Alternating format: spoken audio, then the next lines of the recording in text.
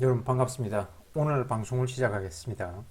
오늘 방송할 내용은 구독자의 질문입니다. 구독자의 질문. 자기가 직장인 퇴직연금에 가입되어 있는데 어떻게 운용하면 좋을까요?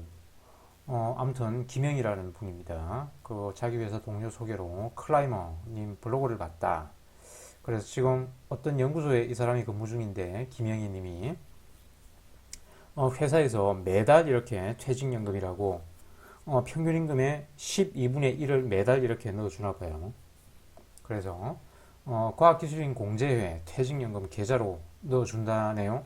그래서 이 클라이머님 블로그를 보니 매달 이렇게 김영희님 회사에서 넣어주는 급여 외에 들어오는 이 퇴직연금이 정년퇴직하면 받을 퇴직금인 듯한데 어느 날 문자로 이제 운용 보고서라는 걸 이렇게 받아보니 그 연환산 수익률이 5.4%라고 적혀 있었다고 하네요.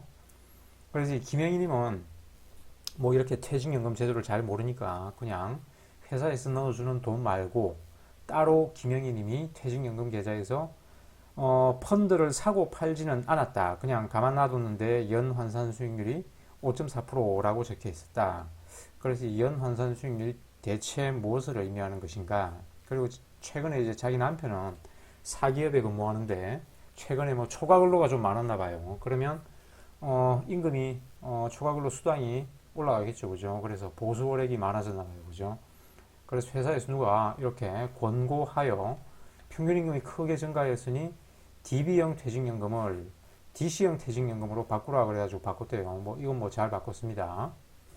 될 수 있으면 좀 더 기다렸다가 성과급이 두 배로 확 뛰었을 때 그때 바꿨으면 좋았을 텐데 아무튼 바꿨다고 한다. 이 한 번만 바꿀 수 있어요. DB에서 DC로 한 번만 바꿀 수 있습니다. DC에서 DB로 전환은 안 돼요. 그래서 이제 퇴직 시까지 이 남편분은 못 바꿉니다. DC로 잘 운용을 하셔야 돼요. 그리고 이제 이런 DC형 퇴직연금에서는 이제 가입자가 직접 운용을 해야 됩니다. 그죠? 펀드를 매수하거나 안 그러면 그냥 손실 나는 거 두려우면 원리금 보장 상품에 넣어두면 됩니다. 그래 제도가 너무 복잡다. 마치 라틴어 성경 같다. 회사 일도 바쁜데 공부하려니까 너무 힘들다. 이 연구소에 근무한 지는 15년 됐다 그러네요. 그리고 62세가 정년이다. 10년 더 근무할 수 있다. 그래서 질문을 이제 정리하자면 이 김영희 님이 과학기술인 공제에 가입한 퇴직연금이 성격이 뭐냐? DB냐? DC냐? DB는 그냥 직장인 일반 퇴직금이라고 생각하시면 돼요. 그냥 일시금 퇴직금이라고 생각하시면 됩니다. 운용 주체가 회사예요, 회사. DC형은 여러분이 직접 운용을 하셔야 돼요. 운용 지시를 해야 됩니다. 운용사에. 그리고 김영희님 퇴직금은 과학기술인 공제에서 어떻게 운용되는가? 연환산 수익률 5.4%가 뭐냐? 이게 뭐 고정이자냐? 확정금리냐? 그리고 지금처럼 이렇게 회사에서 넣어주는 퇴직금을 그냥 가만히 놔두면 되냐? 그러면 이렇게 5.4% 따박따박 이렇게 매년 복리로 쌓이냐?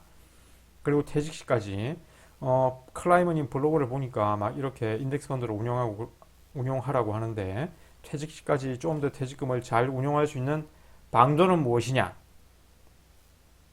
더 벌어 나갈 수 있는 방도는 무엇이냐? 자기 남편처럼 DC형 퇴직금 연금 계좌에서 인덱스 펀드라는 것은 도대체 어떻게 운용하는가? 그리고 클라이머님 권고에 따라 세액공제 목적으로 이제 김영희 님도 개인연금, 연금저축계좌와 IRP 계좌를 만들려고 했는데 만들다 보니까 두 계좌 납입 한도가 0원, 빵원으로 계좌 개설이 안 되더라. 그래서 뭐 이리저리 좀 알아보니 이 과학기술공제에 퇴직연금에 1,800만 원 한도가 모두 잡혀 있어가지고 퇴직연금 이 1,800만 원 한도를 모두 잡아먹고 있어가지고 개인연금 IRP 개설이 안 되는 것 같다. 어떻게 하면 좋으냐 그런 얘기나 질문이 많네요. 그래서 일단 1번 김영희 님이 가입한 이 과학기술공제 퇴직연금 성격은 DB형이냐 DC형이냐. 제가 이 과학기술공제에 전화를 해보니까 저는 그냥 적립형 공제만 하거든요.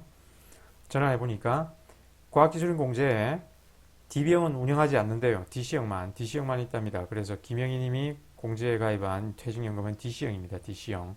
김영희 님이 직접 운용을 하셔야 돼요. 그리고 김영희 님이 따로 운용 지시를 하지 않은 것으로 보아 이 디폴트 옵션으로 그냥 강제 지정된다 그랬죠. 원리금 보장 상품에 강제적으로 그냥 지정되네요. 과학기술인 공제 같은 경우에는. 그래서 원리금 보장 상품에 현재 가입되어 있는 거다. 그래서 김영희님, 어떻게 운영되고 있는가 현재? 연환산 수익률 5.4%라는 것은 무엇을 의미하냐? 고정이자냐? 자, 그래서 이 연환산 수익, 아까 이 디폴트 옵션으로 원리금 보장 상품에 강제 가입된다 그랬죠? 그래서 연환산 수익률 5.4%는 김영희 잘 들으셔야 돼요. 15년 동안 이렇게 이 연구실에 뭐 15년 근무했다 그랬잖아요. 그죠? 15년 동안 원리금 보장 상품에 퇴직연금이 가입되어 있었기 때문에 지난 15년 동안 공제 원리금 보장 상품에 회원 지급률 이 1년 변동금리거든요.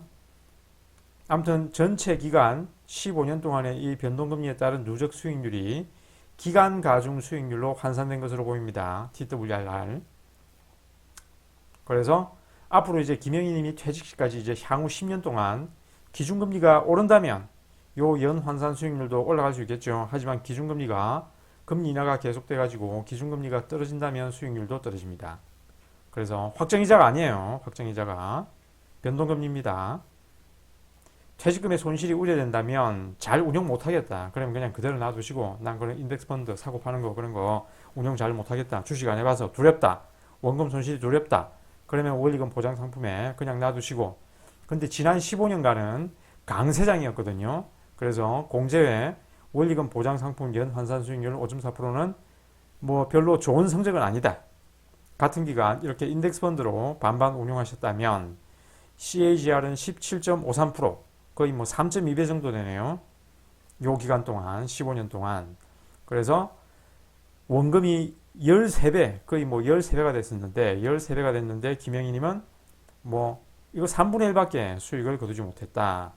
그래서 퇴직 시까지 좀 더 퇴직금을 잘 운용할 수 있는 방도는 무엇이냐. 제가 항상 하는 얘기지만 이렇게 인덱스 펀드로 운용을 하셔야 돼요. 그죠? 그래서 장기간 이렇게 앞으로 이제 10년 이상 운용을 해야 될 거 아닙니까? 그죠? 이런 노후 투자 자산을 이렇게 확정 이자를 주는 원리금 보장 상품에 가입하게 되면 인플레이션에 필피한다 그랬죠. 그러면 장기 구매력의 상실이 찾아옵니다. 이 워렌 버핏이 한 말이에요. 그래서 지금 1만 원 하는 돼지국밥을 10년 뒤에 사 먹으려면 5만 원 주고 사 먹어야 되는데 이렇게 확정이자 주는 원리금 보장 상품으로는 3만 원밖에 못 번다. 2만 원 더 보태가지고 돼지국밥을 사 먹어야 된다. 그런 얘기입니다. 그죠? 그래서 인플레이션을 상쇄시킬 수 있는 투자 자산은 주식형 인덱스 펀드밖에 없습니다. 뭐 예적금, 저축성 보험 이런 확정이자 주는 원리금 보장 상품은 인플레이션에 필피하게 되어 있습니다. 인플레이션을 못 이겨요. 자, 이렇게 공제를 비롯한 각종 자산운용사들 자산을 어떻게 운용할까요? 고객들 예탁금 받아가지고 자기들도 이렇게 주식형 펀드로 자산을 운용하고 큰 수익을 남기고 그 수익 중에 이렇게 일부 지극히 일부를 떼주고 가입자들한테 확정이자 5.4% 주고 자기들은 이제 11.6%의 운용 수익은 운용사의 이익으로 술취하게 되는 거예요. 모든 이런 원리금 보장 상품의 구조가 그렇습니다. 그래, 질문 4. 자기 남편처럼 이렇게 DC형 퇴직연금 계좌에서 인덱스 펀드라는 것은 어떻게 운용하냐? 자, 직접 이렇게 가입자가 펀드를 매수해야 되죠. 그죠? 매수해야 되죠. 그래서 과학기술공제는 DC형 퇴직연금만을 운용하는데 이 증권사는 자산운용사는 미래셋하고 연계되어 있대요. 그래서 미래셋과 연계되어 있는 이 펀드 운용을 이제 김영희님 스스로 이렇게 할 수 있는데 미래셋 앱을 열어가지고 이 사진 첨부한다는 걸 안 했네. 미래셋 앱에 메뉴 연금관리 탭에서 이 DC계좌 온라인 등록 메뉴가 있거든요. 요걸 열어가지고 김영희님 계좌번호를 등록하셔야 돼요. 그리고 나서 이제 주식 매매하는 것처럼 매매하시면 됩니다. 그리고 퇴직연금은 70%는 주식형 자산 그리고 30%는 안전자산을 매수해야 되잖아요. 그죠? 그 7대3 비율은 뭐 지키시면 됩니다.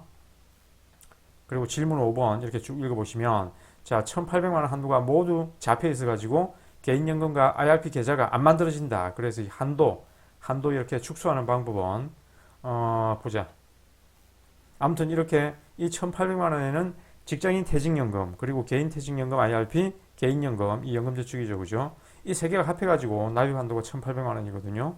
근데 김영희님은 이제 직장인 퇴직연금에서 어느 정도 잡아먹고 있을 거 아닙니까? 그죠? 그래서 그리고 이 DB, DC형 퇴직연금은 소득공제, 세액공제가 안 돼요. 이렇게 세액공제 목적으로 IRP 개인연금을 개설하시면 아무튼 이 한도를 축소해야 됩니다. 이 한도 축소하는 방법은 PC로 과학기술공제 홈페이지 로그인 해가지고 마이 페이지 마이 연금 탭으로 들어가서 한도 조정을 900만 원으로 해주면 됩니다.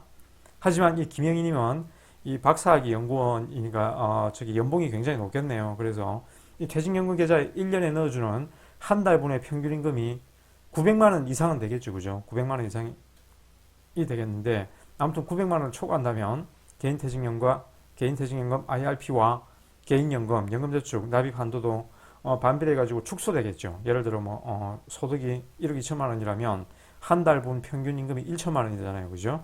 김혜영님의 회사에서는 요 1천만 원을 12등분 해가지고 매달 넣어준다는 얘기 아닙니까, 그죠? 그래서 아무튼 1천만 원이 잡혀버리면 DC형 퇴직연금 계좌에서 1년에 1천만 원 회사에서 납입해 주거든요. 그러면 개인연금하고 IRP에서는 1년에 800만 원밖에 납입을 못한다. 그래서 이제 향후 이제 김영희 님이 이렇게 원리금 보장 상품에 계속 머무르는 경우 또는 인덱스 펀드로 이제 직접 운용하는 경우 퇴직금 앞으로 10년 후에 퇴직금 차이가 얼마나 나느냐라는 것은 간단히 얘기하면 원리금 보장 상품은 10년 뒤에 1억 2천만 원밖에 안 됩니다. 하지만 인덱스 펀드로 운용하시게 되면 2억 1,300만 원이 되고 자, 이렇게 시뮬레이션 했습니다. DC형 퇴직연금 계좌에 매년 900만 원이 고정적으로 들어온다고 할 때 월 75만 원으로 10년 동안 아까 저기 변동금리지만 5.4% 지금 연 환산 수익률로 5.4%라 그랬잖아요. 그죠? 그러면 최종 자산이 1억 2천만 원이 되고 1억 2천만 원 보이죠? 이렇게 매달 75만 원씩 이렇게 꼬박꼬박 적립을 했을 때 하지만 이제 인덱스 펀드로 이렇게 운용하게 되면 최종 자산이 2억 1,300만 원이 되네요. 자, SPY, QQQ, S&P 500, 나스닥 100 이렇게 반반으로 운용했을 때 뭐 10년 정도면 평균적인 시장 상황이 뭐 전개되겠죠, 그죠? 그러면 연평균 수익률은 13.6% 나오네요, 그죠?